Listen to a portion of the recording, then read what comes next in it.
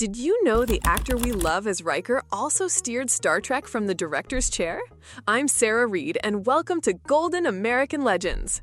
Jonathan Frakes is best known for Commander William Riker on Star Trek The Next Generation, the cool first officer of the USS Enterprise D from 1987 to 1994. But here's the twist that hooked me years ago. Behind those bright bridge lights, he was building a second career. He became a director on Star Trek, episodes and even movies. Actor and director rolled into one. That's rare, and it gives his episodes a special heartbeat you can feel. I pulled quotes and old interviews for this one, and we'll even hear the exact line producer Rick Berman told Frakes when he first asked to direct. It wasn't a simple yes, it was a challenge. Frakes had to earn it, and he did, by inventing his own school on the Paramount lot. Before we jump, I want to hear you too. What was your favorite Riker scene? Comment below and let's share the love. Hit like if you live for these behind-the-scenes stories. Because today, we're answering one big question at a time. How did Jonathan Frakes learn filmmaking, and what did he do once he got that chair? Let's find out. How does a kid from Pennsylvania grow into a Starfleet legend? Jonathan Frakes was born in 1952 in Bellefonte and grew up in Bethlehem, PA. Picture him on a small stage, learning to project, to listen, to trust the scene partner. In 1974, he earned a Bachelor of Fine Arts in Theater Arts from Penn State. That degree matters. Theater training teaches discipline, how to hit a mark, how to hold a moment, how to craft a character from the inside out. After school, Frakes paid his dues. Off-Broadway roles, soap opera parts, local TV, work that doesn't always make headlines, but builds muscle memory. You learn how sets run. You study camera language just by showing up, day after day. I've looked through old program notes and school archives for this, and you can feel the groundwork being laid. He wasn't just dreaming about acting, he was doing it, constantly. This is the part of a career that fans don't always see, the slow climb. But it sets up everything. With that base, Frakes was ready for a big swing, the kind of swing that changes your life. The question is, how do you leap from stage parts and bit roles to the bridge of the Enterprise? That call arrived in 1987. What catapulted Jonathan Frakes into sci-fi stardom? One role, Commander William T. Riker on Star Trek The Next Generation. From 1987 to 1994, he stood at Captain Picard's side as the first officer of the USS Enterprise D. Calm, confident, charming, Riker felt like the steady heartbeat of the crew. You see it right away in the pilot, Encounter at Farpoint. I rewatched it this week to feel that fresh spark again. He walks in with that easy grin, that grounded presence, and you think, yes, I trust this guy. Frakes quickly became a fan favorite, not just the swagger, but the empathy. He could command a tense standoff and then turn around and offer a warm word to a crew member who needed it.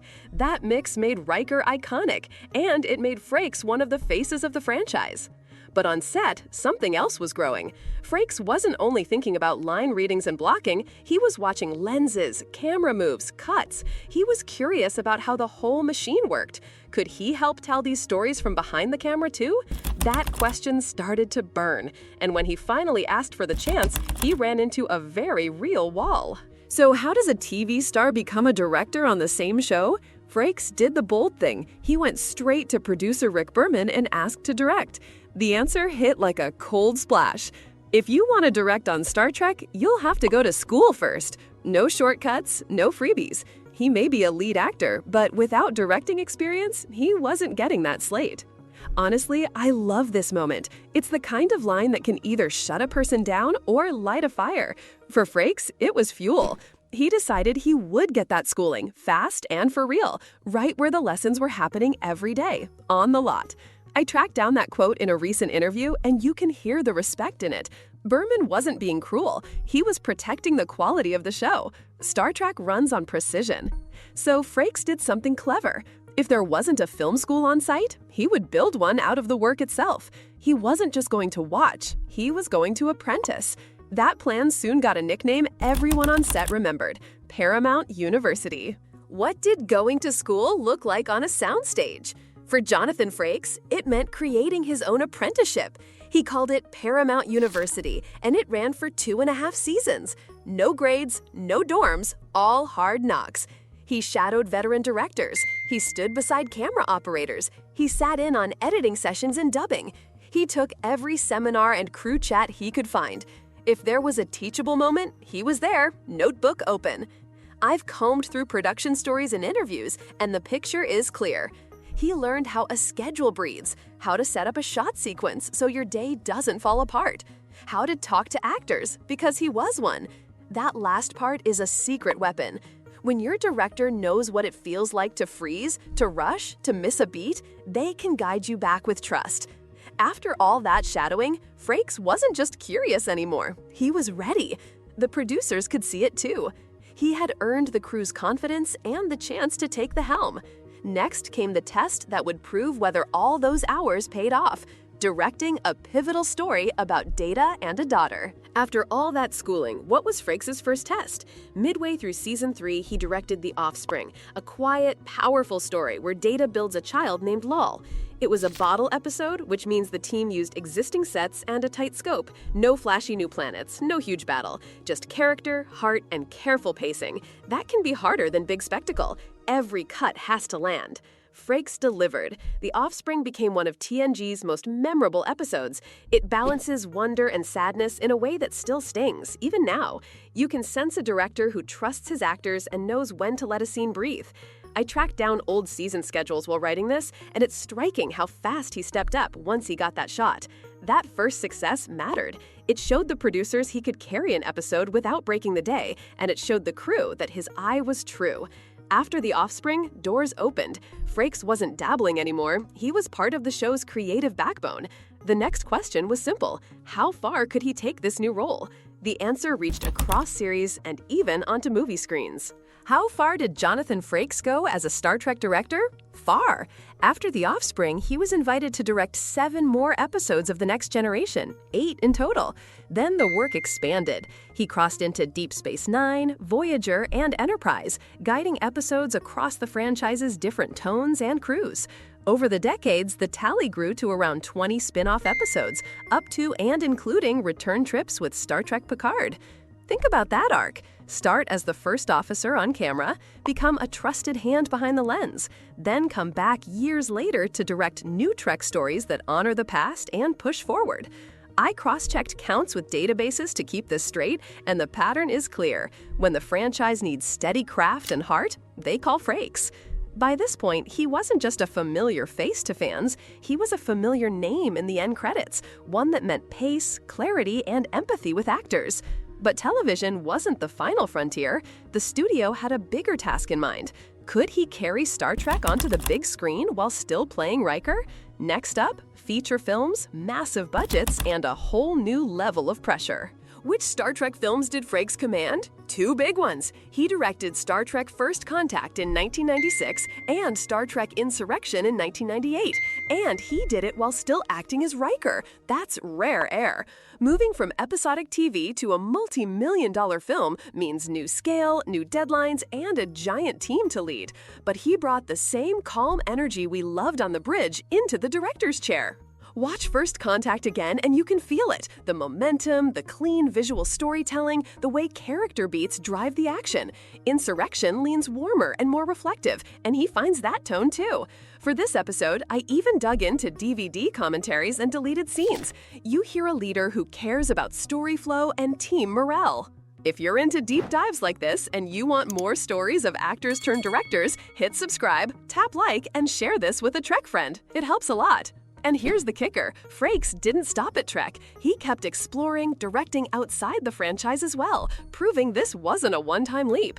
It was a full second career with a long list of credits to match. What else did Jonathan Frakes direct beyond Starfleet? A lot. He has directed more than 70 television episodes across genres. That includes episodes of The Orville, which nods to Trek while carving its own path. He also stepped into other features outside the franchise. One well-known example is Thunderbirds in 2004. And he logged dozens of hours on cable dramas and network procedurals, the kind of shows that test your timing and your problem-solving every single day. What I admire is the consistency. Whether it's a space opera or a grounded thriller, his episodes feel clear and humane. He respects actors, he respects the clock, and he respects the audience's time. While building this, I compiled filmographies from archives to map the range, and the scope is real. This isn't just a cameo career behind the camera, it's steady, professional storytelling. That directing path didn't mean leaving performance behind. Frakes kept showing up on screen and on mic, too. In fact, some of his most delightful non-Trek work wasn't even live action. It was animated, and it turned a whole generation of 90s kids into fans without them even knowing he was Riker. What did Frakes do when he wasn't acting or directing? He hosted. From 1998 to 2002, Jonathan Frakes fronted the anthology series Beyond Belief Fact or Fiction for 45 episodes. Each segment asked a simple question: is this wild story true or made up? The show ran in syndication, which means it reached big, varied audiences. And Frakes, with that wry smile and steady voice, was the perfect guide. He also stepped in as a narrator for historical work, like the History Channel's Lee and Grant in 2011. Different format, same strength. His voice carries authority, but it's warm. You lean in. For this piece, I rewatched select hosting episodes and even reached out to a couple of former production assistants for color. The common note: he was prepared, kind, and fun to work with. These roles highlight something important. Frakes isn't only a character actor or a director, he's a presenter. He can invite you into a story, whether it's spooky, strange, or serious, and make it feel personal. That same voice soon powered a classic animated villain, a role fans still quote today.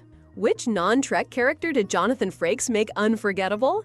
David Xanatos, the smooth, clever villain in Disney's 1990s animated series Gargoyles. If you grew up on that show, you know the voice. Cool, amused, always 3 moves ahead. It's a cult favorite for a reason, and Frakes helped give it bite. Voice acting strips away everything but timing, phrasing, and intention. He nailed it. Frakes also writes. He authored a science fiction novel called The Abductor's Conspiracy. It dives into UFOs and shadowy plots, very on brand for a Trek veteran who enjoys the unknown. I checked publishing records and credits to connect these dots, and it paints the same picture we've seen all along. He's a storyteller in any medium that will have him. So now we've got actor, director, host, narrator, voice actor, and novelist. That's a lot of hats. And yet the pieces fit. Each job feeds the others. Acting makes him a better director. Directing sharpens his hosting. Writing keeps the imagination sharp. It all loops back to Star Trek, where his legacy kept growing even into the 2020s. Let's bring it all together.